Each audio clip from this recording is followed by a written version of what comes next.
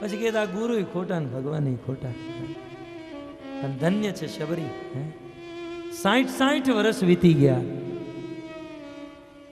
અનેકો વર્ષ વીતી ગયા, પણ શબરીનો ઉત્સાહ ન વીત્યો.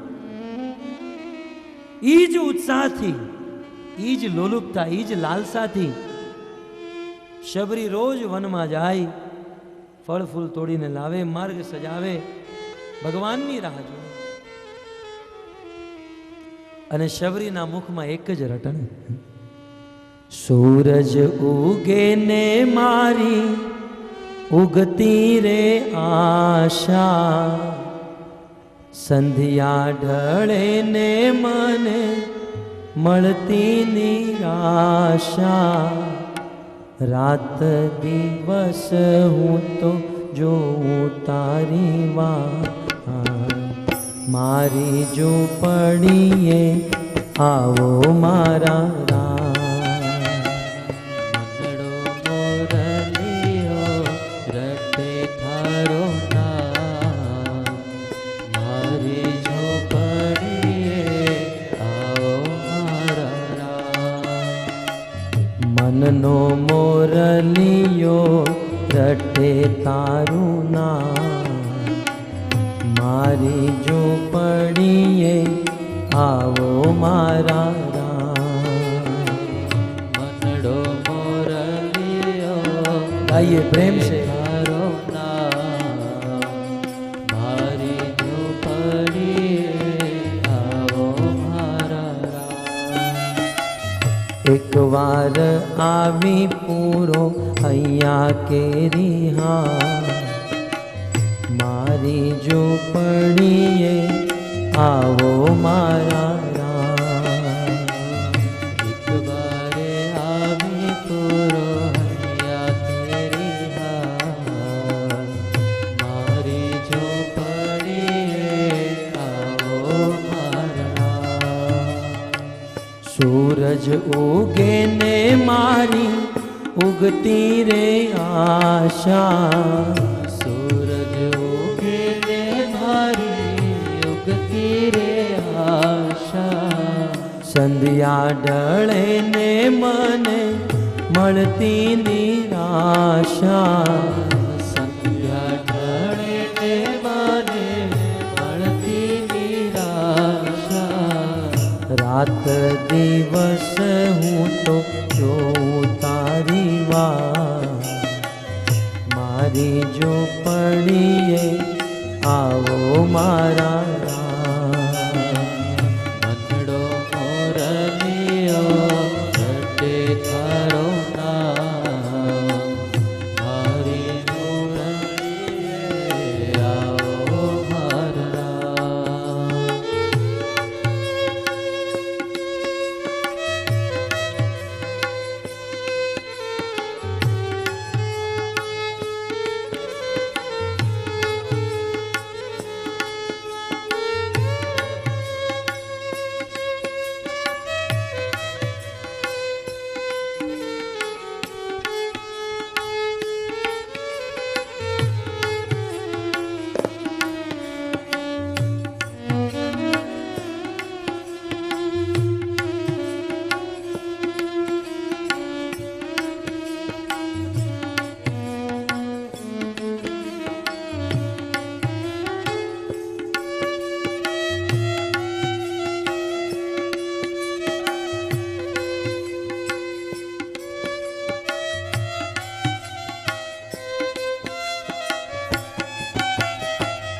આરે આંખડીએ મને ઓછું દેખાય છે, આરે આંખડીએ મને ઓછું દેખાય છે, આરે આંખડીએ મને ઓછું દેખાય છે, આરે આંખડીએ મને ઓછું દેખાય છે, દર્શન વિના મારું દિલડું દુભાય છે, દર્શન વિના મારું દિલડું દુભાય છે, દર્શન વિના મારું દિલડો દોમાય છે. દર્શન વિના મારો દિલડો ડોકાય છે. નહીં રે આવો તો વાલા જાશે મારી લાત. મારી જો પડીએ આવો મારા મનડો મોરલીઓ રટે તારો નામ. મારી ઝૂંપડીએ આવો મારા. એક વાર આવી પૂરો અહીંયા કેરી હા. મારી જો પડીએ આવો મારા એક બારે આવે પૂરો ભૈયા તેરી હાર.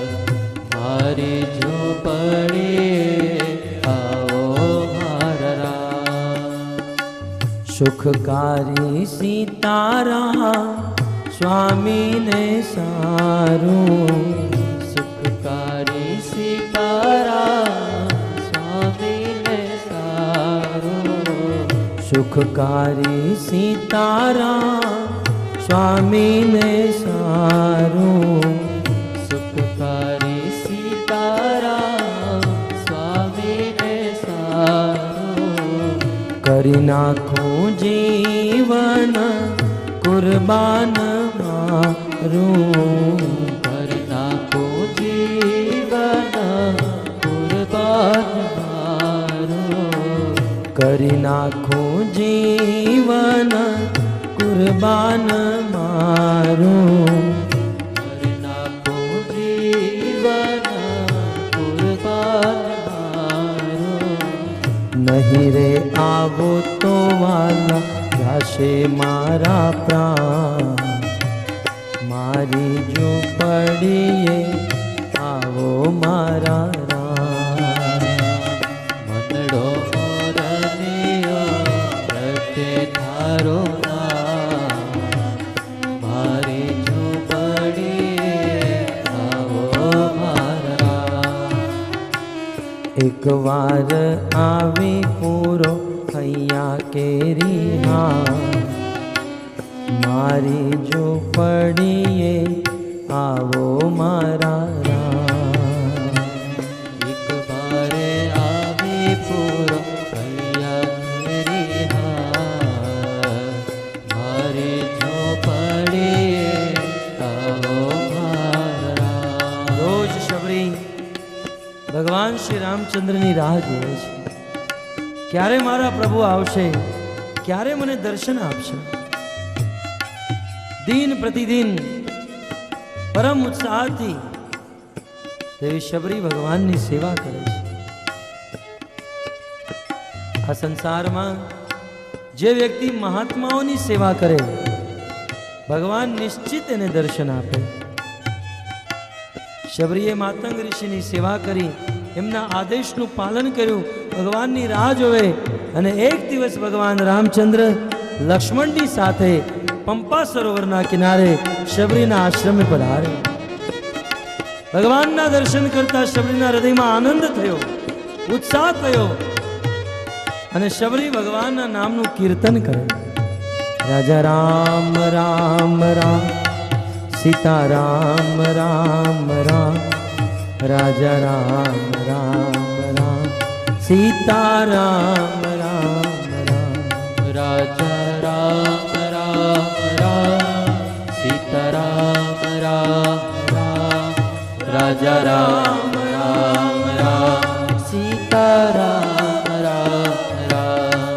આજે ભગવાન શ્રી રામચંદ્ર શબરીના આશ્રમે પધાર્યા છે અને શબરી ભગવાન રામચંદ્રનું સ્વાગત કરવા માટે ઊભા થયા છે. હવે આપણે પણ ઊભા થઈએ અને ભગવાન રામ અને લક્ષ્મણનું સ્વાગત કરીએ प्रेम से, गाते हुए, नाचते हुए. राजा राम राम राम, सीता राम राम राम.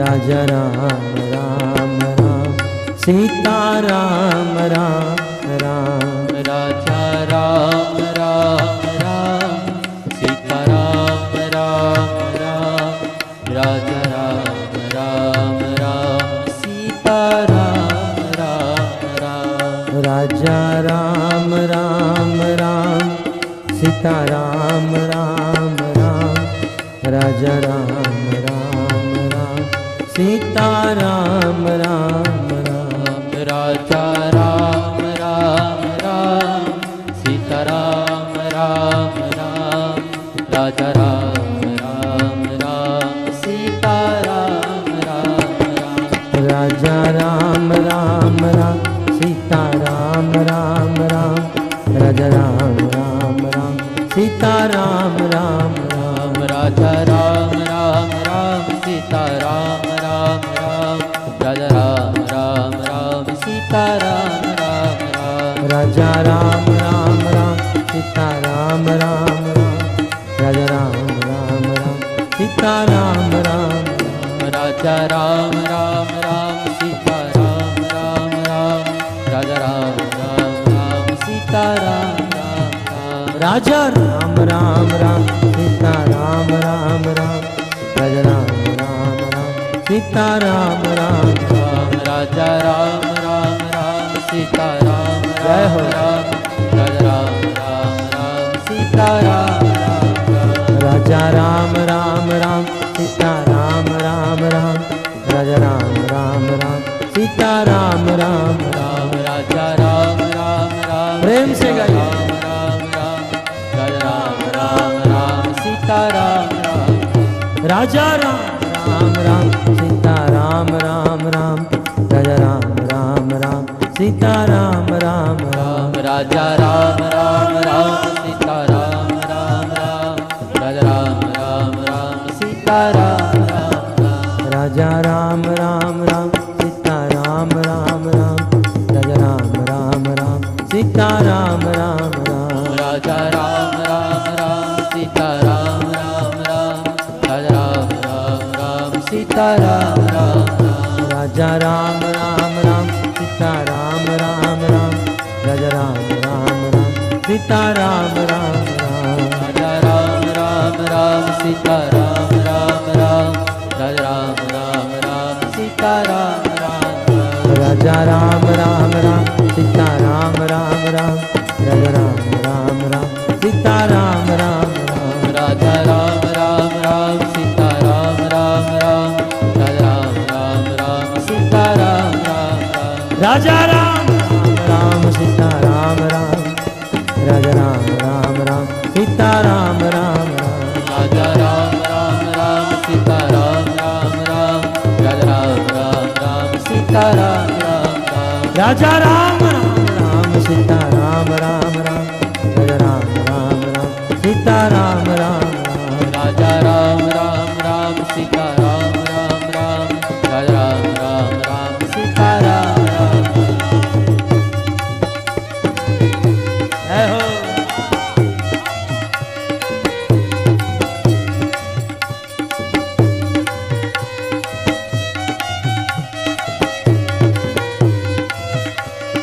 काहे को तरसावे रे लाला मोहे काहे को तरसावे काहे को तरसावे है लाला मोहे काहे को तरसावे काहे को तरसावे रे काना मोहे काहे को तरसावे काहे को तरसावे है लाला मोहे काहे को तरसावे मेरे घर कबहुन आवे सावरिया मोहे काहे को तरसावे मेरे घर कब होने आवे सावरिया मोहे काहे को तरसावे मेरे घर कबहुन आवे सावरिया मोहे काहे को तरसावे मेरे घर कब होने आवे सावरिया मोहे काहे को तरसावे बन बन गाय चरावत डोले बन बन गाय चरावत डोले बन बन गाय चरावत डोले बन बन गाय चरावत डोले बन बन गाय चरावत डोले बन बन गाय बन गाय चरावत डोले, बन बन गाय चरावत डोले। तू तो कारी ओढ़े कामरिया मोहे काहे को तरसावे। तू तो कारी ओढ़े कामरिया मोहे काहे को तरसावे। काहे को तरसा मेरे लाला मोहे काहे को तरसावे। काहे को तरसावे लाला मोहे काहे को तरसावे। काहे को तरसावे रे कान्हा मोहे काहे को तरसावे। काहे को तरसावे लाला मोहे काहे को तरसावे। ए मेरे घर, ए मेरे घर, ए मेरे घर कबहू न आवे सावरिया मोहे काहे को तरसावे। मेरे घर कबहू न आवे सावरिया मोहे काहे को तरसावे।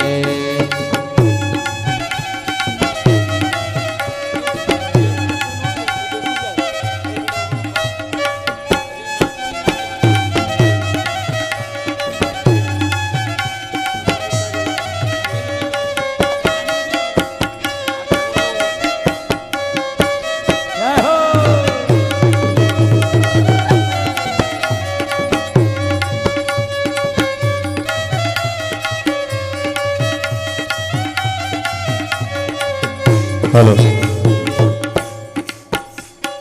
सोय गई और खोय गई मैं, सोय गई और खोय गई मैं। सोय गई और खोय गई मैं। सोय गई और खोय गई मैं। सोय गई और खोय गई मैं। सोय गई और खोय गई मैं। सोय गई और खोय गई मैं। सोय गई और खोय गई तू तो मधुर बजाई गई बांसुरिया मोहे काहे को तरसावे। तू तो मधुर बजाई गई बांसुरिया मोहे काहे को तरसावे।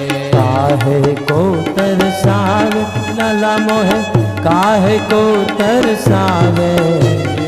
काहे को तरसावे लाला मोहे काहे को तरसावे। काहे को तरसावे रे कान्हा मोहे काहे को तरसावे।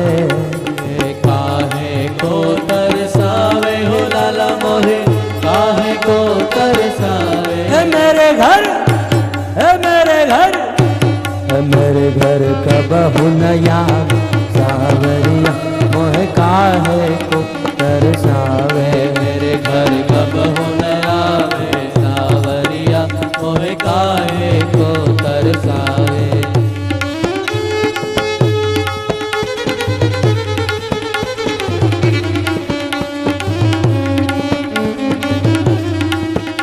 हेलो। આજે આપણી કથાની અંદર ભાગવત કથાકાર શાસ્ત્રી યોગેશ વ્યાસજી પધાર્યા છે। તેઓ બાલ ગોવિંદજીનું હલો લાલ ગોવિંદજી પ્રભુજીનું શાલ ઓઢાડી સન્માન કરશે યોગેશભાઈ વ્યાસ।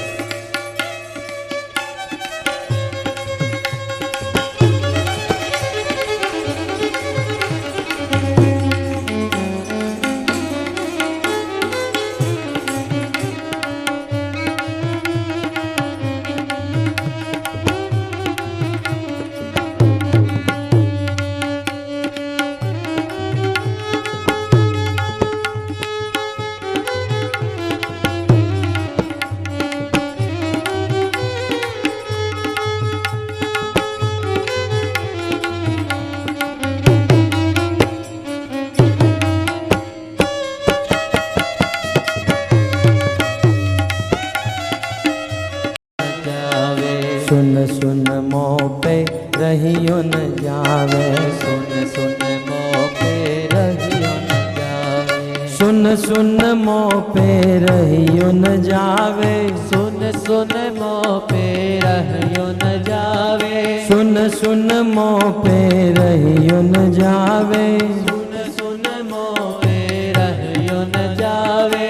चलगत में बज पायलिया मोह काहे को तरसावे, चलगत में बज पायलिया मोह काहे को तरसावे, काहे को तरसावे रे लाला मोह काहे को तरसावे, काहे को तरसावे लाला मोहे काहे को तरसावे, काहे को तरसावे रे काना मोह काहे को तरसावे, काहे को तरसावे लाला मोहे काहे को तरसावे। ए मेरे घर जय हो, ए मेरे घर, ए मेरे घर कब हुनया सावरिया मोह काहे को तरसावे, मेरे घर का बहुत आवे सावरिया मोह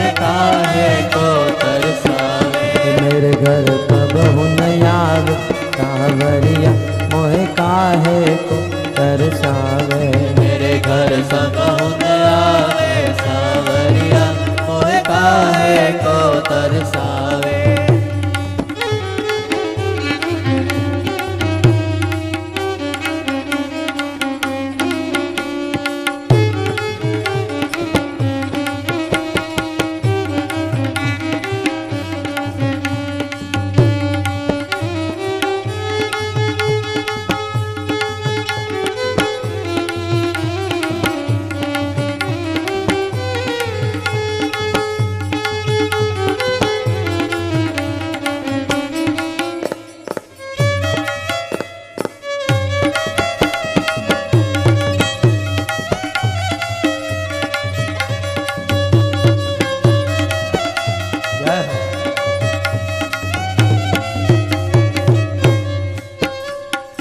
होल चलूं तो चलियो न जावे, और चलूं तो चलियो न जावे, होल चलूं तो चलियो न जावे, होल चलूं तो चलियो न जावे, होल चलूं तो चलियो न जावे, होल चलूं तो चलियो न जावे, होल चलूं तो चलियो न जावे, होल चलूं तो चलियो न जावे। भागू तो जागे सासुरिया मोह काहे को तरसावे, भागो तो पायलिया मोह काहे को तरसावे, काहे को तरसावे लाला मोह काहे को तरसावे, काहे को तरसावे लाला मोहे काहे को तरसावे, काहे को तरसावे रे काना मोह काहे को तरसावे, काहे को तरसावे लाला मोहे काहे को तरसावे। ए मेरे घर ए मेरे घर, मेरे घर कब हुनयाव सावरिया मोह काहे को तरसावे, मेरे घर सब आवे सावरिया मोह काहे को तरसावे, मेरे घर कब हुन आव सावरिया मोह काहे को तरसावे, मेरे घर सब आवे सावरिया मोह काहे को तरसावे, मेरे घर कब हुनयाव सावरिया मोह काहे को तरसावे, मेरे घर सब आवे सावरिया मोह काहे को तरसावे। ब्रिज की सब बाला रूप रसाला, ब्रज की सब बाला रूप रसाला, करीबे हाला नंद लाला, लागी तन ज्वाला विपत विशाला, बिन दयाला नंद लाला, आए नहीं आला कृष्ण कृपाला बंसीवारा बनवारी नर सुखकारी पुत्र मुरारी गए विसारे गिरधारी रे गिर गए विसारे गिरधारी रे गिर गए विसारे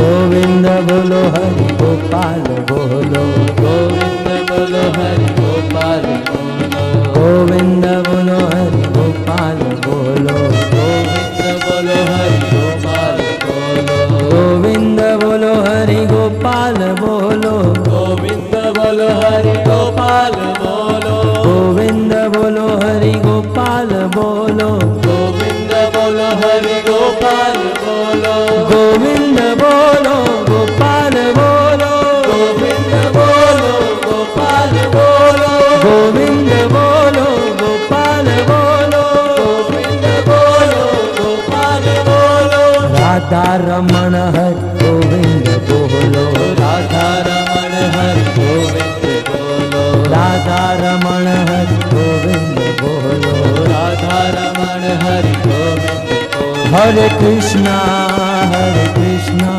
कृष्ण कृष्ण हरे हरे हरे राम राम राम हरे हरे हरे कृष्णा कृष्ण कृष्ण हरे हरे हरे राम राम राम हरे हरे हरे कृष्णा कृष्ण कृष्ण हरे हरे हरे राम राम राम हरे हरे हरे कृष्णा कृष्ण कृष्ण हरे हरे हरे राम राम राम हरे हरि नाम संकीर्तन की जय।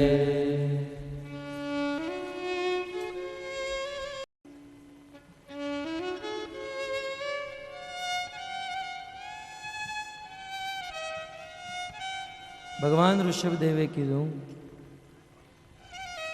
આ મનુષ્ય જીવન દિવ્ય તપસ્યા કરવા માટે મળ્યું છે.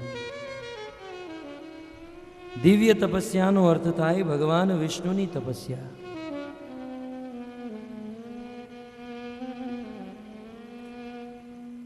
ભગવાન વિષ્ણુની તપસ્યા કે ભક્તિ કરવી હોય તેની માટે સરળ સુગમ ઉપાય છે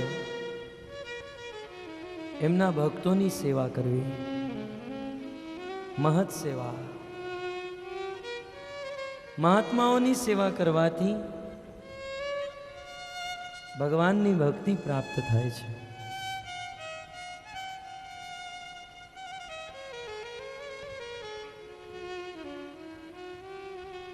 એનું પ્રમાણ છે શબરી. માતંગ ઋષિની સેવા કરવાથી સાક્ષાત ભગવાન રામચંદ્ર એમના ઘરે પધાર્યા, દર્શન દીધા, શબરીનો ઉદ્ધાર કર્યો. ભગવાન ઋષભદેવનો ઉપદેશ દિવ્ય છે. આ ઉપદેશ સાંભળી એમના સમસ્ત પુત્રો આ સંસારમાં વિખ્યાત થયા. એમાંના જે જ્યેષ્ઠ પુત્ર હતા એમનું નામ હતું ભરત.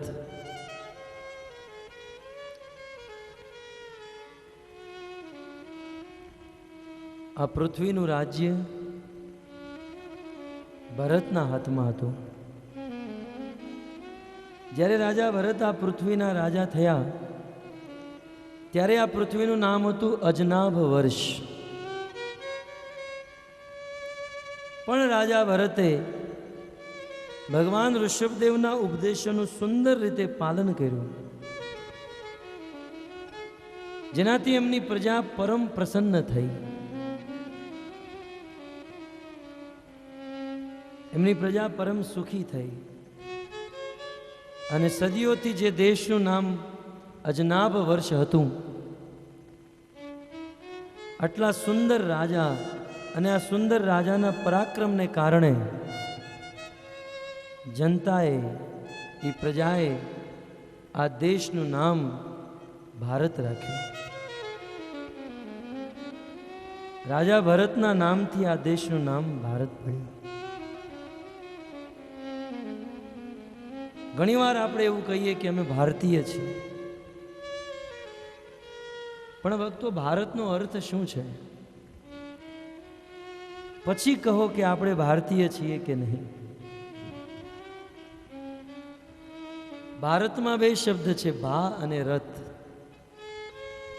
ભાનો અર્થ થાય ભગવાન ભાસ્કર, સૂર્ય, અને સૂર્યમાંથી પ્રકાશ નીકળે છે.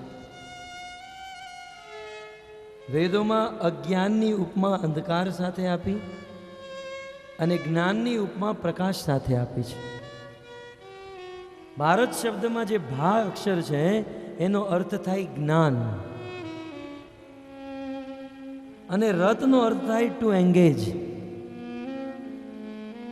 લાગ્યું રહેવું, એંગેજ રહેવું.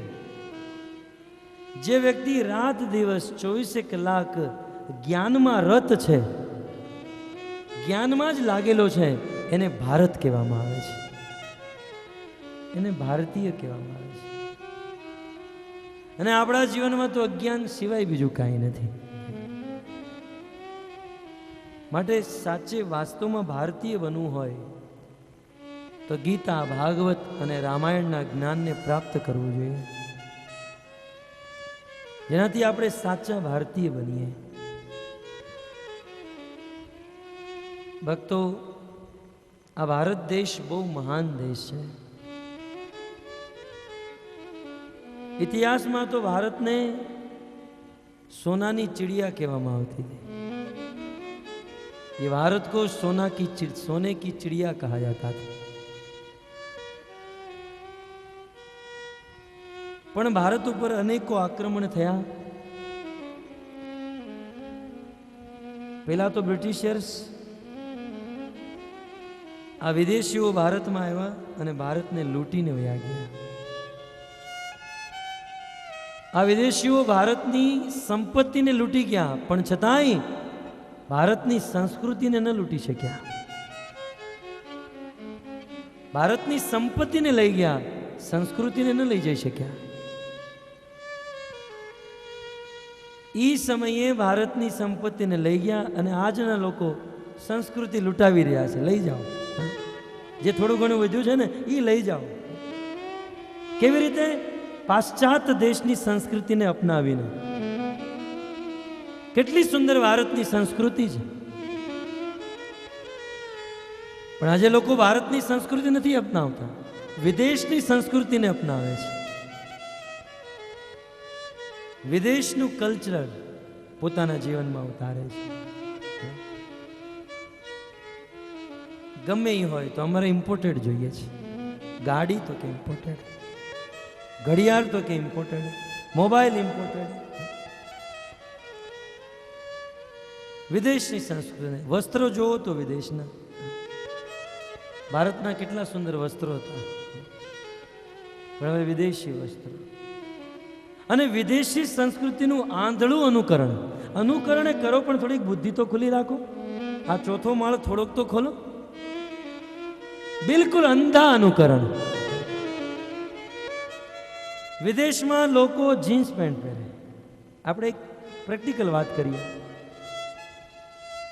ભારતના લોકો એનું અનુકરણ. હવે 10 ડિગ્રી, 15 ડિગ્રી અને 0 ડિગ્રી ટેમ્પરેચરમાં જીન્સ પેન્ટ પહેરે, ઠીક છે. પણ ભારતના લોકો જીન્સ પહેરી અને શો દેખાડે, એ તો ઠીક છે. આ શૂટ, બૂટ, ટાઈ આ બધું ક્યાંથી આવ્યું? વિદેશમાંથી આવ્યું. વિદેશના લોકો શૂટ, બૂટ, ટાઈ આ બધું પહેરે. ભારતના લોકો એનું આંધળું અનુકરણ. એ લોકો શૂટ, બૂટ, ટાઈ શા માટે પહેરે? કારણ કે -ડિગ્રી ટેમ્પરેચર હોય છે. અમેરિકા, યુરોપ જેવા દેશોમાં -ડિગ્રી ટેમ્પરેચર. રાત દિવસ ઠંડી સિવાય બીજું કાંઈ ન હોય, એટલે 4 પીસ શૂટ પહેરે, મોજા પહેરે, બૂટ પહેરે, એની ઉપર પેન્ટ, એની ઉપર ગંજી, બુશેટ, કોટી અને બ્લેઝર, અને પછી ટાઈ પહેરે કે અંદર હવા ન જાય, ઠંડી ન લાગે.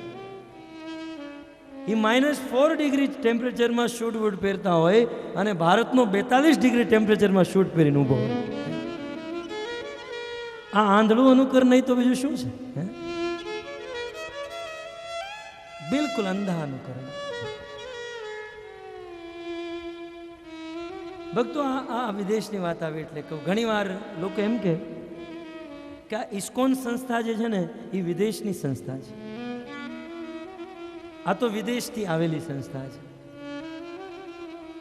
પણ એક સત્ય સાથે તો હું તમને અવગત કરાવું. આ ઇસ્કોન સંસ્થા ભારતની સંસ્થા છે. ઇસ્કોનના આચાર્ય પ્રભુપાદ, જે અહીંયા ફોટો છે, આ ભારતના છે. ઇસ્કોનમાં જે ફિલોસોફી છે, ભગવદ્ ગીતા, ભાગવત અને રામાયણ, આ ત્રણેય ગ્રંથ ભારતના છે. ઇસ્કોનમાં જેને ભગવાન માને છે, કૃષ્ણ અને રામ, એ ભારતના છે. અને ઇસ્કોનની બધી વસ્તુ ભારતની છે. પણ ઇસ્કોનના જે સંસ્થાપક આચાર્ય પ્રભુપાદ જે છે, જેને ઇસ્કોનની સ્થાપના કરી, એણે બુદ્ધિ વાપરી. એણે જોયું કે ભવિષ્યમાં લોકો વિદેશની સંસ્કૃતિનું અનુકરણ કરશે, પાશ્ચાત્ય દેશની સંસ્કૃતિ પોતાના જીવનમાં અપનાવશે. ભારતની વસ્તુ ગમે એટલી સારી હોય, ભારતને નહીં, ઇમ્પોર્ટેડ આપો. એટલે શીલ પ્રભુપાદે શું કર્યું? આ ગીતા, ભાગવત, રામાયણ, આ બધું ભારતનું હતું. પણ આ બધું લઈ અમેરિકા ગયા અને અમેરિકા જઈને ઇસ્કોનની સ્થાપના કરી. અને આ ભક્તિ જે ભારતની હતી, આ ભગવાન જે ભારતના હતા, આ ગ્રંથ જે ભારતના હતા, એ ભારતના શાસ્ત્રને ઇન્ટરનેશનલ બનાવી નાખ્યું. અને ઇન્ટરનેશનલ બનાવવાને કારણે આ જગતના લોકોએ આનો સ્વીકાર કર્યો. કહેવાનું તાત્પર્ય એ છે કે ભારતની સંસ્કૃતિને આપણે સાચવવી જોઈએ. ભારત દેશના રાજા ભરત થયા. પહેલા તો આખી પૃથ્વીને ભારત કહેવામાં આવતું હતું. આખી પૃથ્વી જ ભારત હતી. દિલ્હીની ગાદી ઉપર બેઠેલો રાજા આખી પૃથ્વી ઉપર શાસન કરતો હતો. પણ ધીરે ધીરે આ દેશ વેચાતો ગયો, વેચાતા હવે તો પાકિસ્તાન ગયું, નેપાળ ગયું, કાશ્મીરનો મુદ્દો ચાલે છે. ધીરે ધીરે દુનિયાના નકશામાં બહુ નાનો એવો દેશ. પણ એ સમયે આખી પૃથ્વીના રાજા હતા ભરત. સુખદેવ ગોસ્વામી કહે છે કે રાજા ભરતે વર્ણાશ્રમ ધર્મનું પાલન કર્યું, પ્રજાને પ્રસન્ન રાખી. જે રાજા પોતાની પ્રજાને પ્રસન્ન રાખે તો એ પ્રજા જે કાંઈ પણ પુણ્ય કરે, એ પુણ્યનો 7મો ભાગ એ રાજાને આપોઆપ મળે. અને કોઈ રાજા એની પ્રજાને દુખી કરે તો રાજા નરકનો ભાગી બને. આજે તો રાજાના કઈ ઠેકાણા જ નથી. ચૂંટણી આવી રહી છે. ચૂંટણી પેલા નેતાઓના પોસ્ટ આવા હોય, ઘરે ઘરે આવે, અમને મત આપજો, તેલના ભાવ ઓછા કરી નાખશું, ઘરે ઘરે નળ લાવશું. ચૂંટણી પહેલા બંને હાથ જોડેલા હોય, ચૂંટણી પછી હવે 5 વર્ષ પછી મળશું, 5 આંગળી બતાવે. પણ ધન્ય છે રાજા ભરત, એમની પ્રજા પરમ પ્રસન્ન હતી. રોજ યજ્ઞ કરે, અને યજ્ઞ તો બહાનું હતું. યજ્ઞને બહાને સાધુ સંતોનું સમાગમ કરતા, કથા કીર્તનનું આયોજન થતું. અને જે મેઘપર ગામમાં આજે પ્રસંગ ચાલી રહ્યો છે ભાગવત કથાનો, આવો રાજા ભરતની ના રાજ્યમાં રોજ ભગવત કથા ચાલતી, કથા યજ્ઞ ચાલતો. આમ પ્રજાનું પાલન કરતા કરતા રાજા ભરતને વૈરાગ્ય થયો. અને વૈરાગ્ય થતા રાજા ભરતે એમનું રાજપાટ છોડી દીધું. કહેવાય છે મળવત, જેમ વ્યક્તિ મળને ત્યાગે અને એ સ્થાનને છોડીને તરત વયો જાય, એમ રાજર્ષિ ભરત પોતાના રાજ્યને છોડીને તરત ચાલતા થયા. ગંડકી નદીના કિનારે હરિહર ક્ષેત્ર કુલાશ્રમમાં રહેવા માંડ્યા અને રોજ ભગવાનની ભક્તિ કરે, પૂજા કરે, આરતી કરે, ભગવાનના નામનું કીર્તન કરે. દિન પ્રતિદિન આ ભજન સાધન કરતા કરતા એમની સ્થિતિ ઊંચી થવા માંડી. ભક્તિના આ સ્તર છે. પેલા હૃદયમાં શ્રદ્ધા હોય, પછી સાધુઓની સંગતિ થાય, પછી ભજન ક્રિયા, પછી અનર્થ નિવૃત્તિ, નિષ્ઠા, રુચિ, આસક્તિ, ભાવ અને પ્રેમ. આ ભક્તિના 8 સ્ટેપ છે. ધીરે ધીરે સ્ટેપ ચડતા ચડતા ચડતા ભાવના સ્તર ઉપર પહોંચી ગયા. આ ભાવનો સ્તર એવો છે જ્યારે વ્યક્તિના હૃદયમાં ભગવાન પ્રત્યે ભાવ ઉત્પન્ન થાય, જ્યારે હૃદય શુદ્ધ થઈ જાય, ત્યારે ભગવાનનું નામ યાદ આવતા આંખોમાંથી અશ્રુ નીકળી જાય, વાણી ગદગદ થઈ જાય. રાજર્ષિ ભરત ભગવાન શ્રી કૃષ્ણની ભક્તિના ભાવના સ્તરમાં સ્થિત થયા છે. એક દિવસની વાત, પોતાની કુટિયામાં બેઠા છે, દરવાજો ખુલ્લો છે. એ સમયે એક સિંહ હરણી પાછળ દોડ્યો એને મારવા માટે, ખાવા માટે. હરણી ગર્ભવતી હતી, આગળ આગળ દોડી રહી હતી અને રાજર્ષિ ભરત આ જોઈ રહ્યા છે. પોતાની જાન બચાવવા એ હરણી ગંડકી નદીને કૂદી ગઈ. કૂદતા જ એને પ્રસવ થયું, એના ગર્ભમાંથી એક બચ્ચાનો જન્મ થયો. હરણી આગળ ગઈ, સિંહ એને ખાઈ ગયો. રાજા ભરતને દયા આવી, તરત ગયા અને નદીમાંથી એ હરણના બચ્ચાને કાઢી લીધું. એ હરણના બચ્ચાને લઈ પોતાના આશ્રમે આવ્યા. એને દૂધ પીવડાવે, ખવડાવે, પીવડાવે, એનું લાલન કરવા માંડે. હવે સિદ્ધાંત અનુસાર તો 2-5 દિવસથી હરણના બચ્ચાને રાખી અને જંગલમાં જ્યાં હરણનું ટોળું હોય ત્યાં એને મૂકી દેવું જોઈતું હતું. પણ રાજા ભરતે એવું ન કર્યું. એ હરણના બચ્ચાને પોતાના ઘરે જ રાખી લીધું અને હવે એનું લાલન પાલન કરવા માંડ્યા. એને ખાવા માટે જંગલમાંથી ફળ ઇત્યાદિ લાવે, એને ખવડાવે, એને રમાડે. આ કરતા કરતા હવે પૂજા છૂટવા માંડી. ધીરે ધીરે પૂજા પાઠ આ બધું ધીરે ધીરે છૂટવા માંડ્યું અને હરણની સેવામાં લાગી ગયા. સાંજે 4 વાગે તરત હરણ સામે આવે, ઈશારો કરે, રાજા સમજી જાય અને હરણને ફરાવવા માટે બહાર લઈ જાય. રાજા ભરત એ હરણની એવી રીતે સેવા કરવા માંડ્યા જેમ આજના લોકો કૂતરાઓની સેવા કરે છે. આપણા શાસ્ત્રમાં, વેદોમાં એવું લખ્યું છે કે ગાયની સેવા કરવી જોઈએ. ગાય આપણી માતા છે, જેમાં 33 કરોડ દેવી દેવતાઓનો વાસ છે. ગાયની સેવા કરવી જોઈએ. ગાય આજે કોઈના ઘરે નહીં, કૂતરા ઘરે ઘરે જોવા મળે. પેલા તો કેવો જમાનો હતો, લોકો તોરણ ઉપર લખતા સુસ્વાગતમ, ભલે પધાર્યા, શુભ લાભ. હવે તો આ બધું ગયું ને. હવે તો એક પાટિયું માર્યું અને લખ્યું હોય બીવેર ઓફ ધી ડોગ, કૂતરાઓથી સાવધાન. કારણ કે અંદર બધા ઈ જ છે અને પાટિયા નીચે ઈ ઊભો હોય. આપણને એમ થાય આમાં અંદર બીજો કોઈ હશે કે આ ઈ જ હશે. અને ભક્તો, જેવો સંગ એવો રંગ. તમે જેની સાથે રહો તમારો સ્વભાવ એવો થઈ જાય.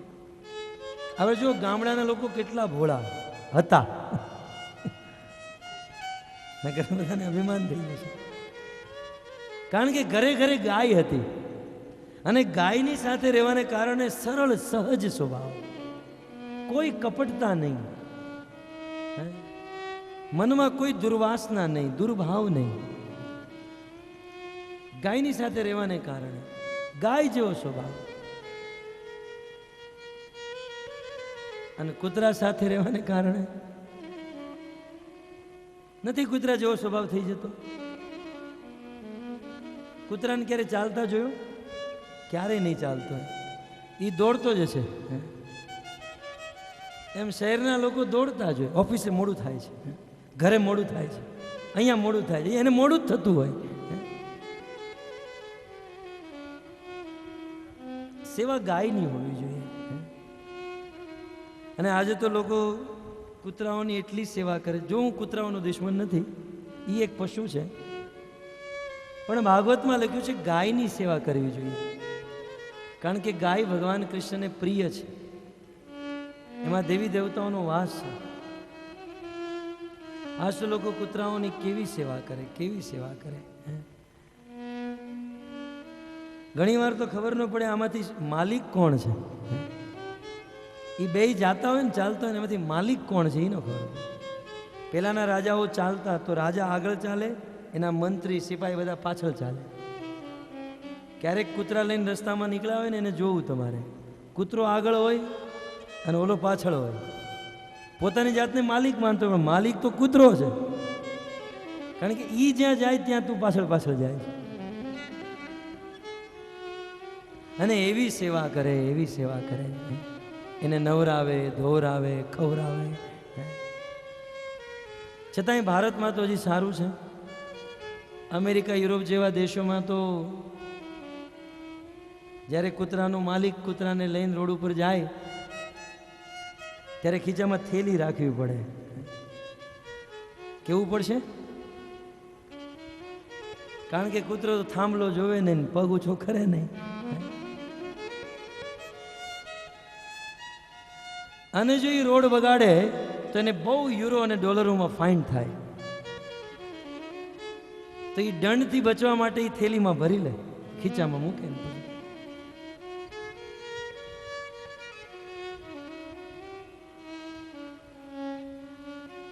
ગાયની સેવા કરવી જોઈએ. જેની સેવા કરીએ, જેની સાથે રહીએ એવો સ્વભાવ બને. જો અહીંયા રાજર્ષિ ભરત હરણમાં આસક્ત થયા છે. ધીરે ધીરે એમની સાધના, એમનું ભજન છૂટવા માંડ્યું અને હરણમાં આસક્ત થયા. એક દિવસ હરણ વનમાં ગયું અને વનમાં ખોવાઈ ગયું. રાજા ભરત એને બહુ ગોતે, બહુ ગોતે, પણ હરણ મળે નહીં. હવે ન મળ્યું, ગયું તો ગયું. તમે પાછા ઝૂંપડીએ જઈને ભજન કીર્તન ચાલુ કરો. પણ હરણમાં કેટલા આસક્ત. આ સંસારમાં અમુક લોકોને એવું હોય છે. હવે રાજા ભરત પોતાના ઘરને છોડ્યું, રાજ્યને છોડ્યું, પ્રજાને છોડી, પત્નીને છોડ્યા, પુત્રને છોડ્યા અને વૈરાગ્ય લીધો, ગયા વનમાં. અને વનમાં જઈને હરણમાં આસક્ત થઈ ગયા. એની કરતા એના દીકરાઓ શું ખોટા હતા? એનું ઘર, એનો સમાજ શું ખોટો હતો? આ બધું છોડી વનમાં આવ્યા અને વનમાં હરણમાં આસક્ત થયા. આનું કારણ છે કે રાજા ભરતે કોઈની સંગતિ ન કરી. કળિયુગમાં ભક્તિ માત્ર સંગમાં જ સંભવ બની શકે. કળિયુગમાં તમે એકાંતમાં કે એકલા એકલા જો ભક્તિ કરો તો એ સંભવ ન થઈ શકે. કારણ કે માયાનો બહુ પ્રભાવ છે. એ માયાના પ્રભાવથી બચવા માટે સંકીર્તન કરવું જોઈએ. ભક્તોની સાથે બેસીને ભજન કીર્તન સાધન કરવું જોઈએ. કદાચ રાજા ભરતે એક શિષ્યને સાથે રાખ્યો હોત ને તો એ કહેત કે મહારાજ આ શું કરો છો? હરણમાં આટલા આસક્ત. પણ આજે રાજા ભરત હરણમાં આસક્ત થયા. હા હરણને ગોતતા ગોતતા હરણ ન મળ્યું અને હરણના વિરહમાં રાજા ભરતના પ્રાણ નીકળી ગયા. હરણનું સ્મરણ કરતા, હરણની સાથે રહેવાને કારણે રાજા ભરતના પ્રાણ નીકળ્યા અને રાજા ભરતનો બીજો જન્મ હરણનો થયો, કારણ કે હરણની સાથે રહ્યા, હરણની સેવા કરી. રાજા ભરત હરણની સાથે રહ્યા, હરણની સેવા કરી, એનો બીજો જન્મ હરણનો થયો. અને જે કૂતરાની સાથે રહે, કૂતરાની સેવા કરે, એનું તમે સમજી શકો છો.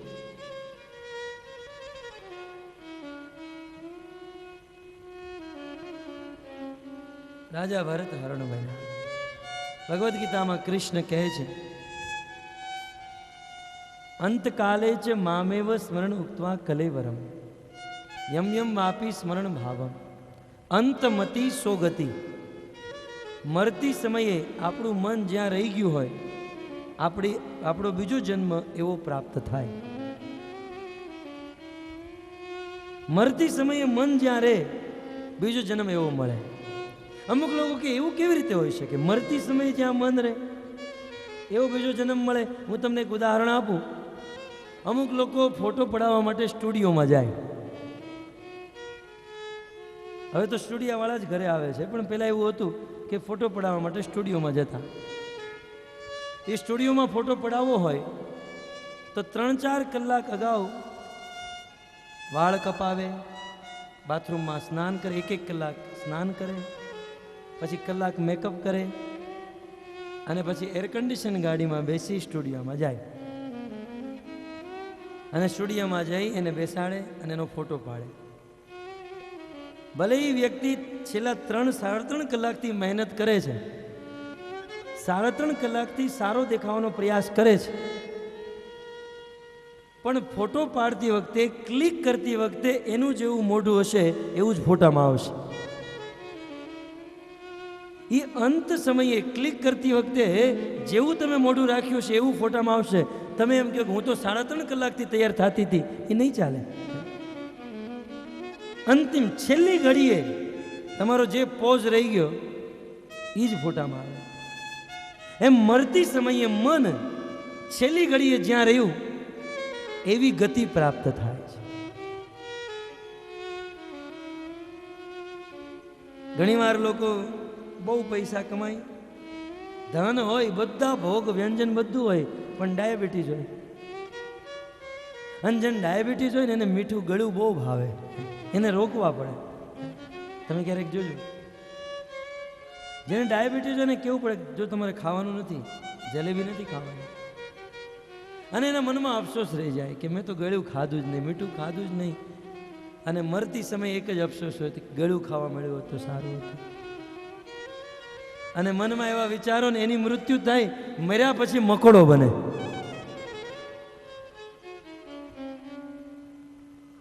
કારણ કે મતી ગળામાં રહી ગઈ, ગળું ખાઈ ન શક્યો, મકોડો બને. મકોડા કરતા કીડી સારી હો. તમે ક્યારેક જોજો ઘરમાં મકોડાને કીડીને. આપણા બધા બહેનોનો, માતાઓનો સ્વભાવ કીડી જેવો છે. કીડી ક્યારે એકલી ન હોય, એ ફેમિલીમાં જ હોય, એ ગ્રુપમાં જ હોય, એ ટોળામાં જ હોય.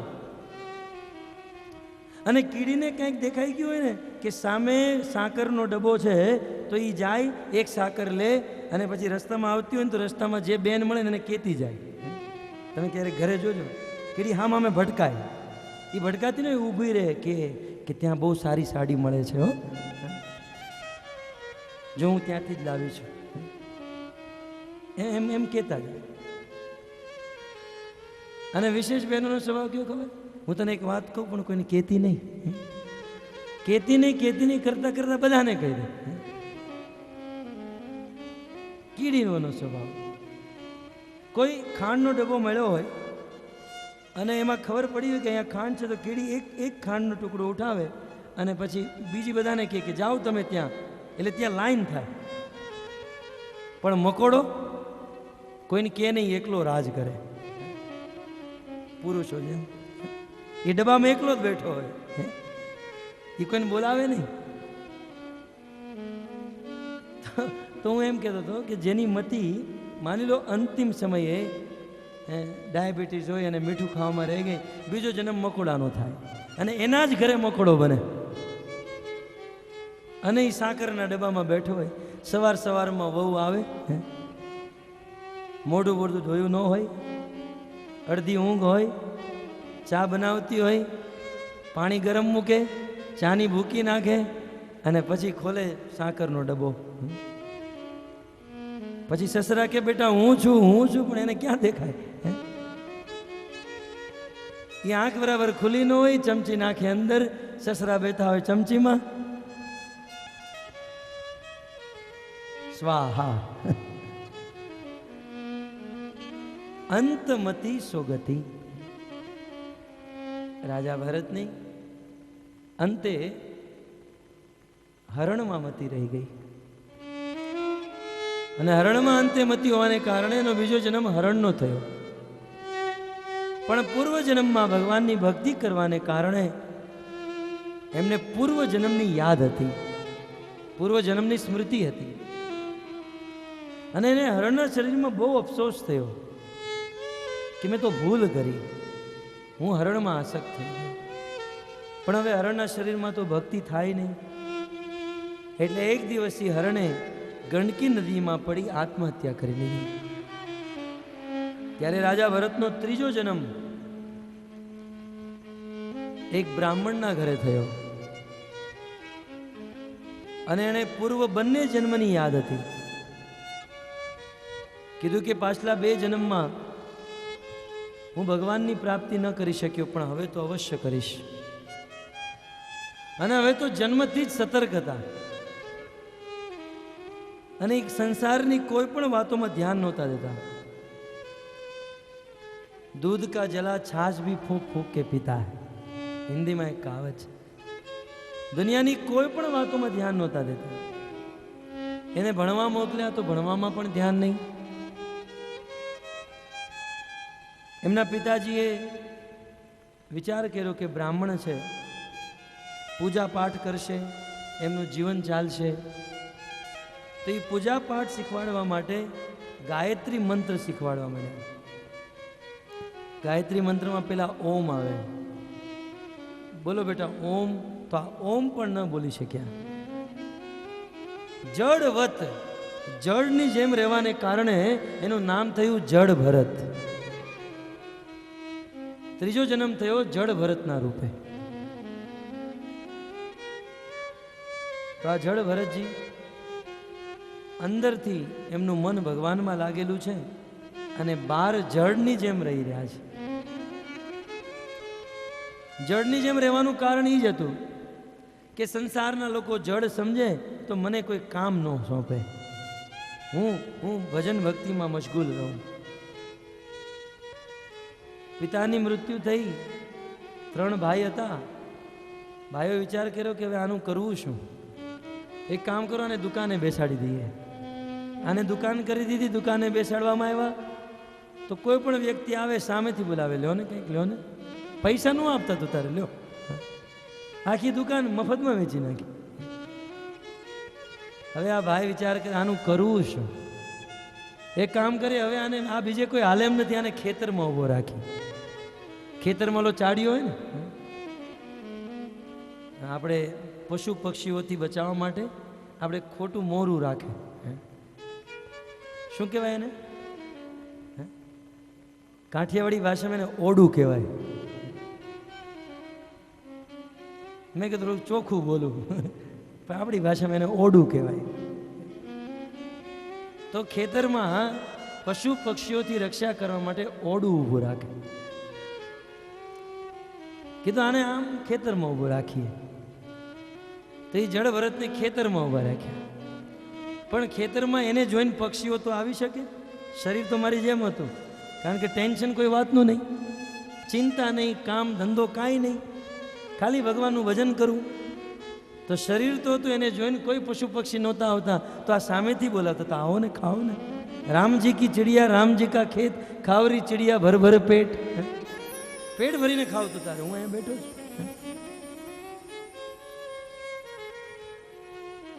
તો આમ જડ ભરતજી ખેતરમાં ઊભા હતા. હવે એક દિવસની વાત સુખદેવ ગોસ્વામી એક ઇતિહાસ બતાવે છે. આ જડ ભરતનો બહારથી જડ છે અને અંદરથી ભગવાન કૃષ્ણની ભક્તિ છે, શુદ્ધ ભક્તિ. ભગવાનનું નિરંતર સ્મરણ કરી રહ્યા છે. એક દિવસ બીજી બાજુ એક ડાકુઓનો સરદાર હતો અને એ કાળી દેવીનો ઉપાસક હતો. અને કાળી દેવીને પ્રસન્ન કરવા માટે દર વર્ષે મનુષ્યની બલિ ચડાવતો હતો, મનુષ્યનું માથું વધેરતો હતો. તો એ કાળી દેવીના ઉપાસકે ડાકુના સરદારે 4 જણને મોકલ્યા, જાઓ અને એક મનુષ્યને પકડીને લેતા હો. એ 4 અનુચર ગયા અને એક માણસને પકડીને લઈ જતા હતા. તો અચાનક એ માણસ ત્યાંથી ભાગી ગયો. હવે 4 વિચાર કરે, શું કરું? આપણે જો ખાલી હાથે જશું તો આપણા સરદાર આપણને મારી નાખશે. ગોતી અહીંયા કોઈ આપણને મળશે. એમાં એ આ ખેતરમાં પહોંચ્યા જ્યાં જળ ભરત ઊભા હતા. એ 4 ડાકુઓના અનુચર આવ્યા, કીધું ચાલો કાળી દેવીને બલિ ચડાવવાની છે. જળ ભરત તો એના જીવનમાં ક્યારેય કોઈને ના જ નહોતી પાડી. કીધું ચાલો, તમારી જે ઈચ્છા. તો આ જળ ભરતને પકડી અને કાળી દેવીના ઉપાસક એ ડાકુના સરદાર પાસે લઈ ગયા. જ્યારે એ સરદાર પાસે લાવ્યા ત્યારે એ સરદાર બહુ ખુશ થયા કે તમે સારો મનુષ્ય પકડીને લાવ્યા છો, આનું માંસ કાળી દેવી ખાશે, ધરાઈ જશે. કીધું શું કરું? એક કામ કરું, આપણે કાલે આની બલિ ચડાવવાની છે, આજે આને ખવડાવો, આજે આને થોડો ખુશ રાખો.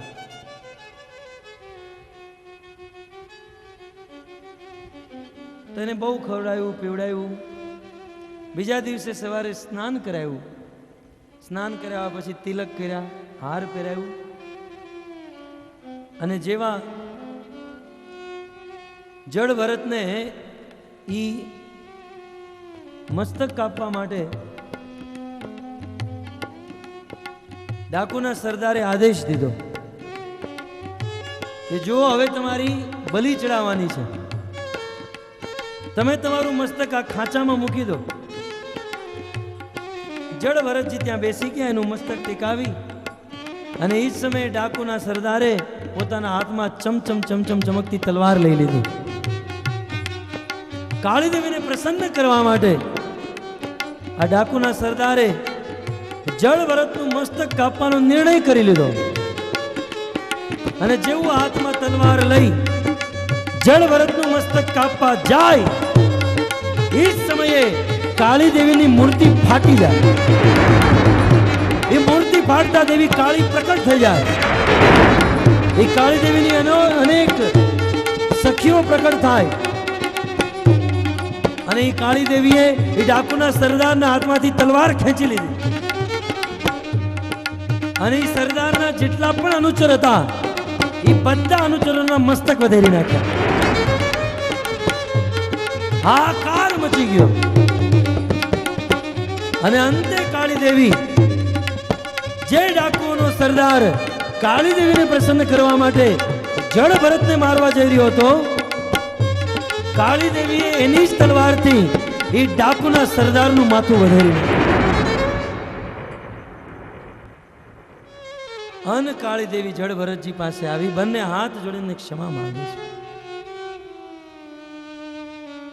કે હે જળ ભરતજી, મને ક્ષમા કરજો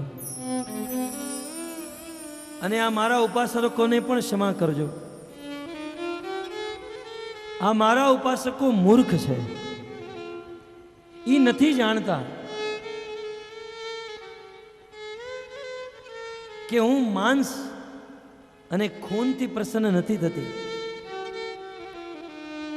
ભક્તો, કળિયુગમાં કલો પંચ વર્જયેત, અશ્વમેઘમ ગવાલંભમ. કળિયુગમાં નર બલિ કે પછી પશુની બલિ. વેદોમાં એવું લખ્યું છે કે કલયુગમાં નર બલિ કે પશુ બલિ ન ચડાવવી જોઈએ. અને તમે વિચાર તો કરો કે આ કાળી દેવી, દુર્ગા દેવી, આ બધા જીવોની માં છે. શું એક માં પોતાના પુત્રના માંસને ખાઈ શકે? કદાપી નહીં. આ તો તમોગુણી લોકો, આસુરી પ્રકૃતિના લોકો પોતે માંસ ખાવા માટે આ દેવી દેવતાઓનું નામ લઈ રહ્યા છે. બાકી દેવી દેવતાઓ ક્યારેય માંસ નથી ખાતા. અરે દેવી દેવતાઓ તો શુદ્ધ સાત્વિક છે. દેવી દેવતાઓ માત્ર શુદ્ધ સાત્વિક આહાર ગ્રહણ કરે છે. અરે દેવી દેવતાઓ કાંદા લસણ પણ નથી ખાતા, ચા કોફી નથી પીતા, તો આ માંસ શા માટે ખાય? પણ સંસારના અમુક મૂર્ખ લોકો, અલ્પજીવી લોકો આ સિદ્ધાંતને જાણતા નથી અને પોતાના મન અનુસાર, મન ઘડત વિચારો અનુસાર આ દેવી દેવતાઓને પ્રસન્ન કરવાનો ઉપાય કરે છે. કાળી દેવીએ ક્ષમા યાચના માંગી, જડ ભરત ત્યાંથી વયા ગયા, એમની રક્ષા થઈ. સિદ્ધાંત એ છે કે આ સંસારમાં ભગવાન શ્રી કૃષ્ણની ભક્તિ કરવા વાળાનો કોઈ વાળ પણ વાંકો ન કરી શકે. જડ ભરત ફરીથી પોતાના ખેતરમાં આવે. સુખદેવજી બીજી એક કથા સંભળાવે છે. સૌરાષ્ટ્રનો એક રાજા હતો જેનું નામ હતું રહુગણ. આપણા આ સૌરાષ્ટ્ર શોભીર દેશનો રાજા. અને એમની ઈચ્છા થઈ કે હું જ્ઞાન પ્રાપ્ત કરું અને જ્ઞાન ગ્રહણ કરવા સૌરાષ્ટ્રથી ગંગા સાગર રાજા રહુગણ જઈ રહ્યા છે. રાજા હતા એટલે બહુ સુંદર સોનાની પાલખીમાં સવાર હતા અને 4 જણા એ પાલખીને ઉપાડી રહ્યા હતા. એ ધીરે ધીરે પાલખી ઉઠાવતા એ રાજાને સૌરાષ્ટ્રથી ગંગા સાગર લઈ જઈ રહ્યા છે. જતા જતા એમાંથી એક પાલખી ઉપાડવા વાળો બીમાર થઈ ગયો. કીધું રાજાને એક આદમી બીમાર થઈ ગયો, શું કરીએ? રાજાએ કીધું જો અહીંયા કંઈક આજુબાજુમાં ગોતો, કોઈ મળી જશે અને મારું નામ આપજો. આ લોકો ગોતતા ગોતતા એ જ ખેતરમાં આવ્યા જ્યાં જડ ભરત ઊભા હતા. કીધું ચાલો, રાજાએ તમને બોલાવ્યા છે, ગંગા સાગર જવું છે અને પાલખી ઉપાડવાની છે. આણે તો ક્યારેય કોઈને જીવનમાં ના નહોતી પાડી. જડ ભરતજી તૈયાર, ચાલો. જડ ભરતજીના ખંભા ઉપર પાલખીનું વજન, બાકીના 3 જણોના ખંભા ઉપર. જડ ભરતજી આગળ ચાલી રહ્યા છે, રાજા પાલખી ઉપર સવાર છે. એ જંગલના માર્ગે જઈ રહ્યા છે. રસ્તામાં જડ ભરતે ચાલતા ચાલતા કીડીની હારમાળા જોઈ. હવે એક ભક્ત સંસારના નાનામાં નાના જીવને પણ દુખી ન કરે. એ તો સર્વે ભવંતુ સુખી નામ, સર્વે સંતુ નિરામય, સર્વે ભદ્રાણી પશ્યંતુ, માં કશ્ચિત દુઃખ ભાગ ભવે.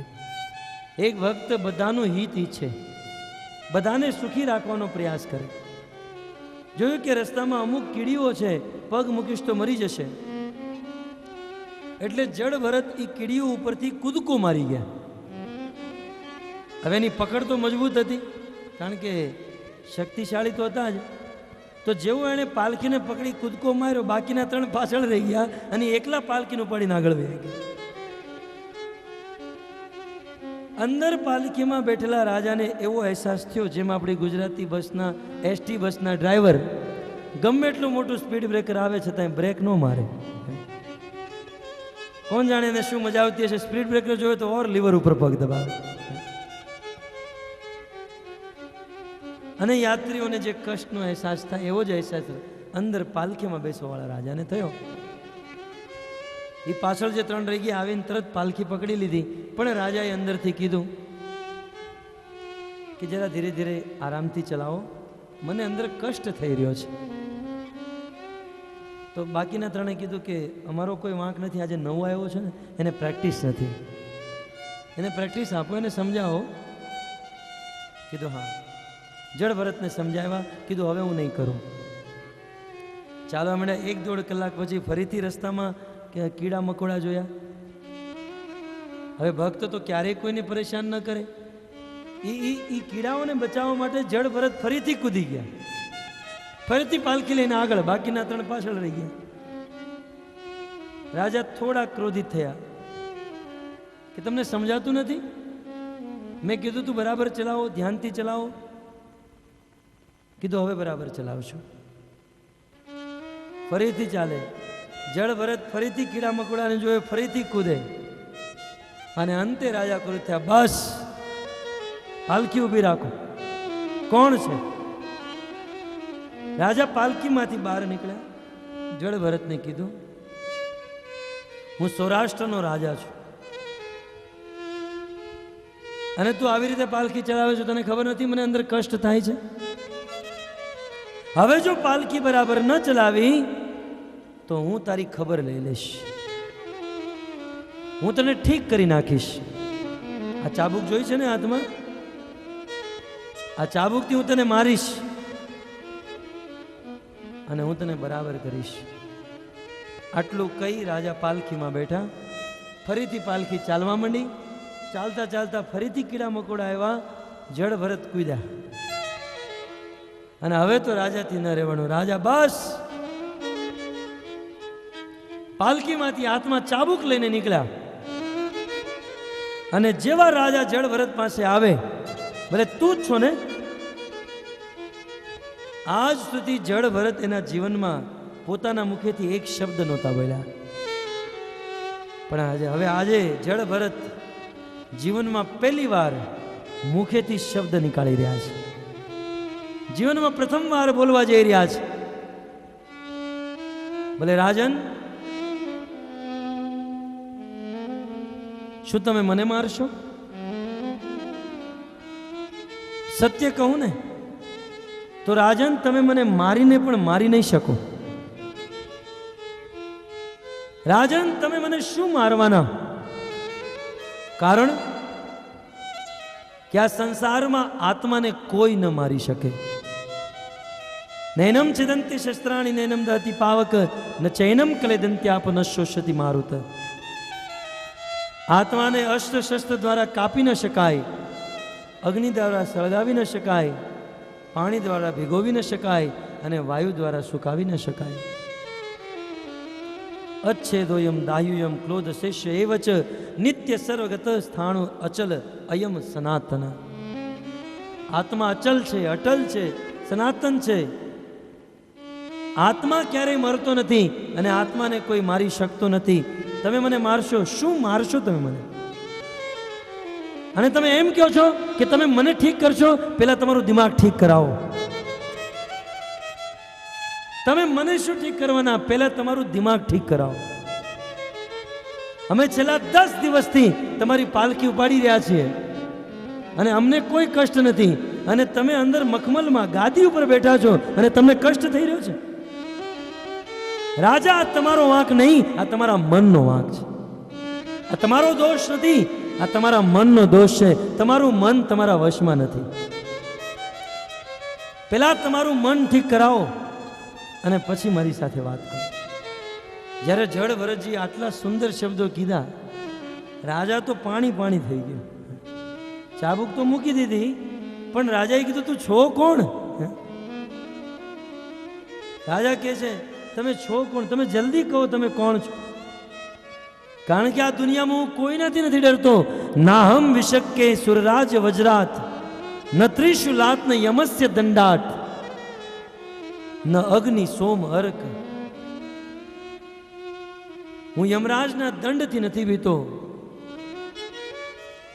હું ઇન્દ્રના વજ્રથી નથી ડરતો, હું શિવજીના ત્રિશુલથી નથી ડરતો, હું અગ્નિ અર્ક સોમ સૂર્ય હું કોઈનાથી નથી ડરતો. હું આ દુનિયામાં ડરું છું તો એક માત્ર વૈષ્ણવ અપરાધથી ડરું છું. હું સાધુઓના અપરાધથી ડરું છું. તમે કોઈ સાધુ તો નથી, તમે કોઈ વૈષ્ણવ તો નથી. તમે જલ્દી કહો તમે કોણ છો? ત્યારે જળ ભરતજી બોલ્યા, રાજા ભરતનું નામ સાંભળ્યું છે? બોલે હા, ઘણા વર્ષો પહેલા જે આખી દુનિયાના ચક્રવર્તી સમ્રાટ મહાપરાક્રમી રાજા હતા, એ રાજા ભરતની વાત કરો છો? કીધું હા, ઈ રાજા ભરત હું પોતે છું. આટલું સાંભળી તો રાજા રહુગણ જળ ભરતના ચરણોમાં પડી ગયા અને એમણે એના પૂર્વ જન્મની કથા કીધી. બહુ સુંદર ઉપદેશ દીધા, અનેકો સિદ્ધાંત સંભળાવ્યા. જળ ભરતના મુખેથી ઉપદેશ સાંભળી રાજા રહુગણ ત્યાંથી જ એમના દેશ પાછા ફર્યા. પછી ભગવાન કપિલદેવ પાસે ન ગયા, જળ ભરતને જ પોતાના ગુરુ બનાવી લીધા અને એમની પાસેથી જ્ઞાન ગ્રહણ કર્યું, શુદ્ધ થયા, પવિત્ર થયા અને પાછા ફર્યા. આમ સુખદેવ ગોસ્વામી જળ ભરતજીનો ચરિત્રનું વર્ણન કરે. ત્યારબાદ આ સૃષ્ટિમાં અનેક લોકાંતરનું વર્ણન કરે છે. આ પૃથ્વીમાં અનેકો લોક છે. કયા લોકમાં કોણ રહે છે, કયા લોકમાં કેવા જીવ રહે છે અને જીવ શું શું કરે છે, આ બધું વર્ણન શ્રીમદ ભાગવતના પંચમ સ્કંદમાં સુખદેવે મહારાજ પરીક્ષિતને કર્યું. અને અન્ય લોકાંતરનું વર્ણન કરતા કરતા કરતા શ્રી સુખદેવ ગોસ્વામીએ મહારાજ પરીક્ષિતને નરક લોકનું વર્ણન કર્યું. જ્યારે નરકનું નામ લીધું ત્યારે પરીક્ષિતે કીધું, નરકા નામ ભગવાન કિમ આહોસ્વિત અંતરાલમ ઇતિ. પ્રભુ, આ નરક શું છે? દુનિયામાં લોકો નરક વિશે અલગ અલગ ઉપમા આપે છે. હવે તમે સત્ય કહો, આ નરક શું છે? કારણ કે સંસારના લોકો આ નરક ઉપર વિશ્વાસ નથી કરતા. દુનિયાના લોકો કહે છે મર્યા પછી કોણે જોયું છે? તે નથી જોયું, પણ જેને જોયું છે એનું તો સાંભળો. લે, આ તો નરકની વાત કરે છે, મર્યા પછી કોણે જોયું છે? તમે અજ્ઞાની છો.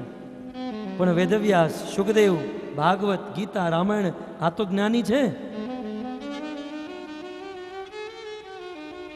નરકા નામ ભગવાન, આ નરક શું છે? નરક વિશે વિશેષ જાણકારી આપો. શ્રી સુખદેવ ગોસ્વામી મહારાજ પરીક્ષિતને 28 પ્રકારના નરકનું વર્ણન કરે છે. અને ભક્તો, આ નરકનું વિસ્તારથી વર્ણન ગરુડ પુરાણમાં છે. ભગવાન વિષ્ણુ ગરુડજીને પણ નરકનું વર્ણન કરે છે વિસ્તાર. આ નરક શું છે? કે છે આ નરક આ પૃથ્વીનો એક, આ બ્રહ્માંડનો એક ભાગ છે. આ નરક લોક ક્યાં છે એ પણ લખ્યું છે ભાગવતમાં. આ બ્રહ્માંડમાં 14 લોક છે અને એ 14 લોક રસાતલની નીચે, ગર્ભોદક સાગરની ઉપર, દક્ષિણની દિશામાં, પૃથ્વીથી એક્ઝેક્ટ 99,000 યોજન દૂર આ નરક લોક છે. ભાગવતમાં પણ લખ્યું, ગરુડ પુરાણમાં પણ લખ્યું છે. બરાબર છે ને બ્રાહ્મણો? કોઈની મૃત્યુ થાય તો એની પછી ગરુડ પુરાણ બેસાડે. એ મર્યા એની માટે નહીં, જે જીવતા છે એની માટે. ગયા એ તો ગયા, પણ જે જીવિત છે એના જીવનને સુધારી લે એટલા માટે. 99,000 યોજન દૂર આ નરક લોક છે. આ સંસારમાં જ્યારે ભગવાને આ સંસારનું નિર્માણ કર્યું ત્યારે આ સંસારમાં રહેવાના નિયમ બનાવ્યા અને બધા જીવોને પોતપોતાના નિયમનું પાલન કરવું જરૂરી છે. જે વ્યક્તિ આ પૃથ્વી ઉપર જન્મ લે, આ સંસારમાં રહે, પણ સંસારના નિયમનું પાલન ન કરે, આ સંસારના નિયમોને તોડે, તો એ ભગવાનનો નિયમ તોડવા વાળો, એ પ્રકૃતિનો નિયમ તોડવા વાળો વ્યક્તિ મર્યા પછી નરકમાં જાય છે.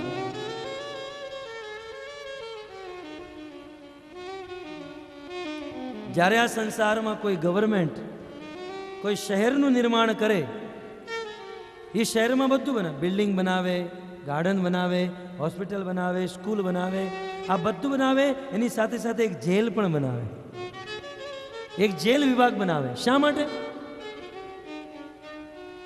કારણ કે એ દેશની ગવર્મેન્ટ શહેર બનાવે છે તો એ ગવર્મેન્ટમાં કંઈક નિયમ છે. બધા દેશના અલગ અલગ પોતપોતાના દેશના નિયમ છે. તમે એ દેશમાં રહો પણ એ દેશના નિયમને જો પાલન ન કરો તો તમને એ સરકાર જેલમાં બંધ કરી દેશે. એમ તમે ભગવાનની આ સૃષ્ટિમાં રહો પણ ભગવાનના નિયમને પાલન ન કરો તો મર્યા પછી ભગવાન આ જીવને નરકમાં બંધ કરી દેશે. સીધી જ વાત છે. છતાંય ઘણી વાર લોકો એમ કે કોણે જોયું છે, અમને ક્યાંય દેખાતું નથી. આ તો એવું જ થયું કે લોકો ફોનમાં વાત કરતા હોય. હવે તો મોબાઈલ પ્રીપેડ કાર્ડ આવ્યા, પહેલા તો બિલિંગ હતા. લેન્ડલાઇન ફોન હતા, ફોનમાં વાત કરતા હોય, એસટીડી આઈએસડી કોલ કરતા હોય અને કલાકો સુધી વાત ચાલતી હોય તો કે કેલા હવે ફોન મૂકો, બિલ આવશે. હવે જલ્દી ફોન મૂકો ને તો બિલ આવશે, ફોન મૂકો બિલ આવશે. પણ ફોન વાળો એમ કે ક્યાં બિલ, મને તો ક્યાંય દેખાતું નથી. અરે ફોન મૂકો બિલ આવશે ત્યારે વ્યક્તિ દાવો કરી શકે કે મને તો બિલ દેખાતું નથી. બિલ જો હોત તો મને દેખાત. ભલે તને વર્તમાનમાં નથી દેખાતું, પણ જેવી 30 તારીખ થશે, મહિનો પૂરો થશે, તરત તમારા ઘરે ફરફરિયું આવશે. એવી જ રીતે વર્તમાનમાં આપણે જે ભગવાનના નિયમોને તોડીએ છીએ એ પાપ આપણને વર્તમાનમાં દેખાતું નથી, પણ મર્યા પછી આ બધું દેખાશે. અને ફોનમાં તમે જેટલી મિનિટ, જેટલી કલાક, જેટલી મિનિટ, જેટલી સેકન્ડ, જેટલા પલ્સ વાત કરી છે એ બધો હિસાબ તમારે આપવો જ પડશે. એમ જીવનમાં જેટલું પાપ કર્યું છે, જેટલા ખોટા કર્મ કર્યા છે, મર્યા પછી આ બધો હિસાબ નરકમાં આપવો પડશે. આ ભગવાનની વ્યવસ્થા છે. અને આનું નામ ભગવાને નરક રાખ્યું. આની પાછળ પણ એક કારણ છે. નર એટલે મનુષ્ય. આ નરકમાં એ જ વ્યક્તિ જાય જે મનુષ્ય હોય. એનો અર્થ એ છે મનુષ્ય જન્મ પછી જ નરક મળે છે. કૂતરો, ગધેડો, ગાય આ પશુઓ નરકમાં નથી જતા. નરકમાં એકમાત્ર નર જ જાય છે, નર મનુષ્ય. કારણ કે બાકી બધી યોનિઓ તો ભોગ યોની છે, પરંતુ આ મનુષ્ય યોની જે છે, ભગવાને મનુષ્યને વિશેષ બુદ્ધિ દીધી, વિશેષ શરીર આપ્યું કે જેનાથી આ જ્ઞાન પ્રાપ્ત કરી શકે, સત્કર્મ કરી શકે, ભગવાનના નિયમોમાં રહી શકે. પણ ભક્તો, આજનો મનુષ્ય ભગવાનના નિયમોને તોડી રહ્યો છે. ભગવાને આ નિયમ માત્ર મનુષ્ય માટે નહીં, બધા માટે બનાવ્યા છે. પણ બાકી બધા જીવ પોતપોતાના નિયમમાં છે, પણ આજનો મનુષ્ય જ પોતાના નિયમ તોડી રહ્યો છે. તમે જો, ભગવાને ગાય માટે નિયમ બનાવ્યો, ઘાસ જ ખાવું, તો ગાય ઘાસ જ ખાય. ગાય ક્યારે માંસ ન ખાય. મેઘ પરની ગાય માંસ ખાય? આ દુનિયામાં કોઈ ગાય માંસ ન ખાય. ગાય પોતાના નિયમમાં છે. ભગવાને સિંહને માંસ ખાવા માટે બનાવ્યો, એ માંસ જ ખાય, એ ઘાસ ન ખાય. અને ચકલીઓને, પક્ષીઓને દાણા ચણવા માટે બનાવ્યો તો એ દાણા જ ચણે. ગાયને ઘાસ ખાવા માટે બનાવી તો ઘાસ જ ખાય. સિંહને માંસ ખાવા માટે બનાવ્યો, માંસ જ ખાય. અને પક્ષીઓને દાણા ખાવા માટે બનાવ્યો તો દાણા જ ખાય. પણ મનુષ્ય બધું હાલે. ઘાસય ખાય, માંસય ખાય, મુરગીનું ખાય, બકરીનું ખાય, ગાયનું ખાય, સુવરનું ખાય ને કૂતરાનું ખાય. ભક્તો, આ સૃષ્ટિમાં બધા જીવો પોતપોતાની મર્યાદામાં છે. મનુષ્યએ જ પોતાની મર્યાદા તોડી છે. આ મનુષ્ય જ એક એવો વ્યક્તિ છે જે પોતાની મર્યાદા તોડી રહ્યો છે. અને એટલે આ નરકનું નિર્માણ મનુષ્ય માટે જ કરવું પડ્યું. અને એનું નામ રાખવામાં આવ્યું નરક. નર.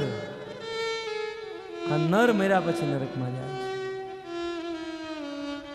ઘણી વાર લોકો એમ કે જે વ્યક્તિ પાપ કરે એ પાપ અને પુણ્યની સજા તો અહીંયા જીતે જી જ મળી જાય. એવું નથી. તમે કદાચ પાપ કર્યું હોય અને તમને દંડ મળ્યો હોય તો એ સાચો દંડ નથી, એ તો માત્ર સેમ્પલ છે. જે વ્યક્તિ પાપ કરે ને એને આ જ જીવનમાં થોડુંક દુઃખ મળે, પણ એ પાપની સજા નથી, એ તો સેમ્પલ છે.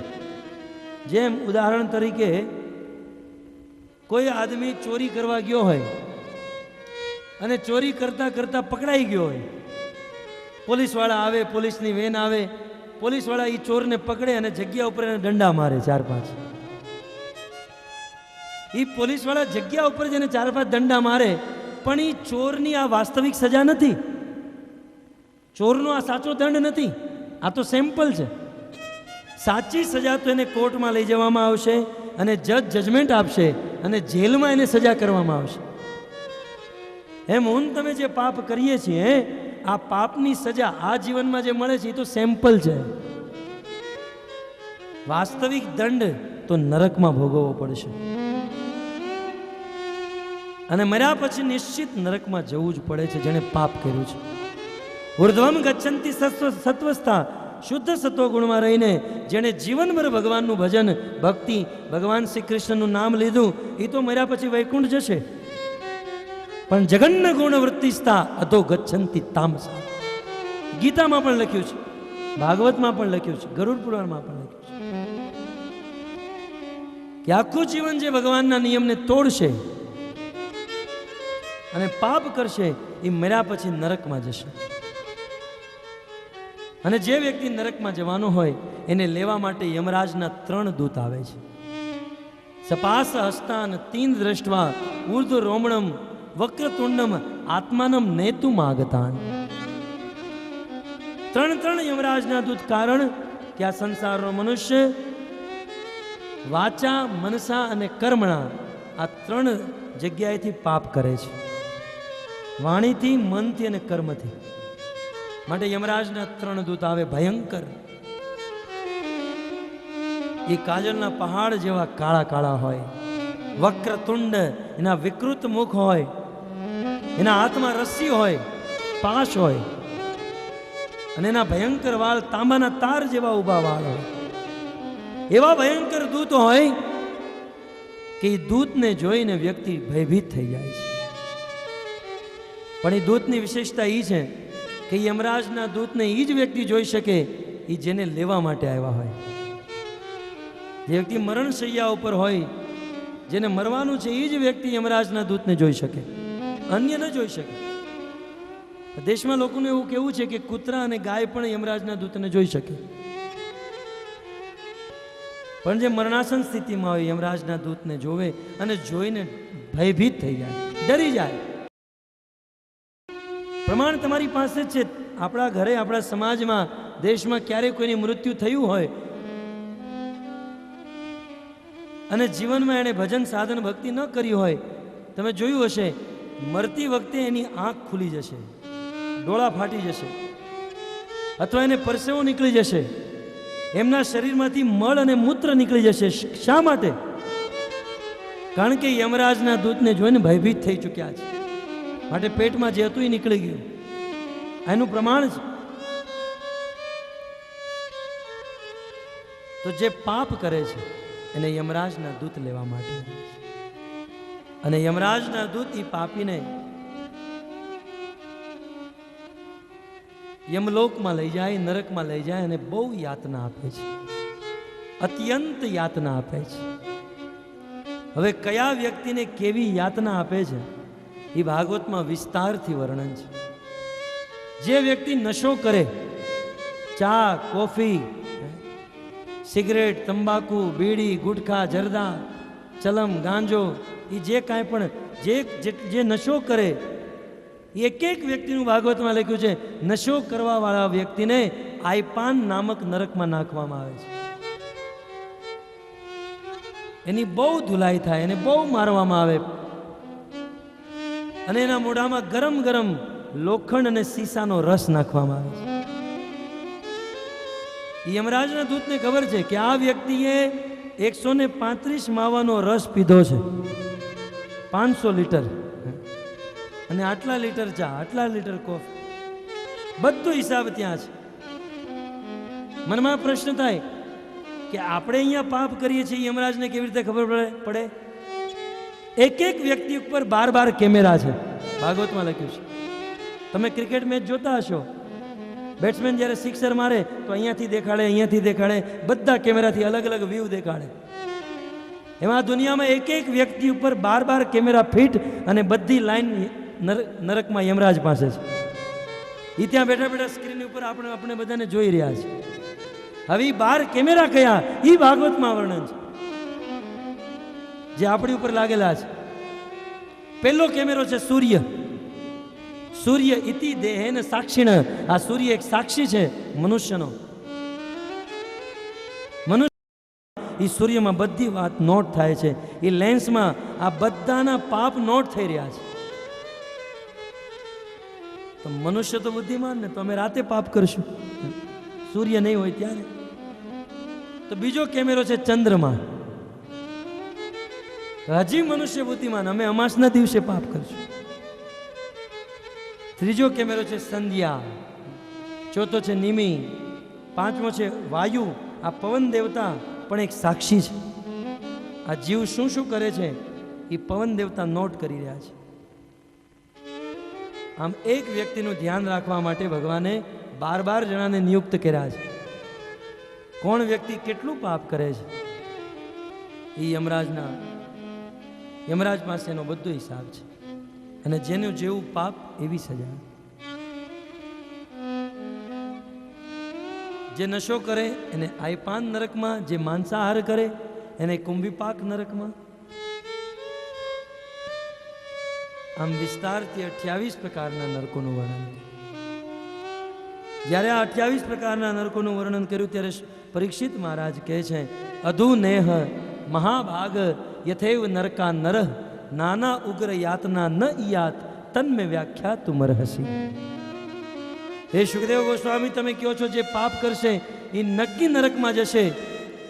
પાપ કરવા વાળો નક્કી નરકમાં જવાનો જ. તો આ દુનિયામાં બધા પાપ કરે છે, તેવા પાપીઓને નરકથી બચવા માટે કોઈ ઉપાય છે? કદાચ કોઈ વ્યક્તિએ જીવનમાં જાણતા કે અજાણતા પાપ કર્યું હોય, આ સંસારમાં એક પણ વ્યક્તિ એવો દાવો ન કરી શકે કે હું પાપ નથી કરતો. બધા પાપ કરે છે. ગમે એટલો સારો સજ્જન વ્યક્તિ હોય, ઘરેથી ઓફિસે જાય, એના પગે અનેકો જીવજંતુ મરી જતા હોય. ભોજન જ્યારે બનતું હોય તો એ અગ્નિમાં અનેકો જીવજંતુ મરતા હોય. ગરમ પાણીથી સ્નાન કરીએ, એ પાણી નદી એ નાળીમાં જાય, ત્યાં અનેકો જીવ ગરમ પાણીને સ્પર્શ કરતા જ મરી જાય. પાપ બધા કરે છે. અને પાપ કરવા વાળા વ્યક્તિને જો નરકમાં જવું જ પડશે તો આપણે બધા નરકના ભાગી છીએ. પણ મહારાજ પરીક્ષિતે સુખદેવ ગોસ્વામીને કીધું, હવે એવો ઉપાય આપો કે જેનાથી આ સંસારના જીવ નરકમાં જવાથી બચી જાય. તમારી પાસે એવો કોઈ ઉપાય છે કે જીવ નરકમાં જવાથી બચી જાય? બોલે હા, એક ઉપાય છે, પણ એ ઉપાય બપોરે 3 વાગે. હરે કૃષ્ણ.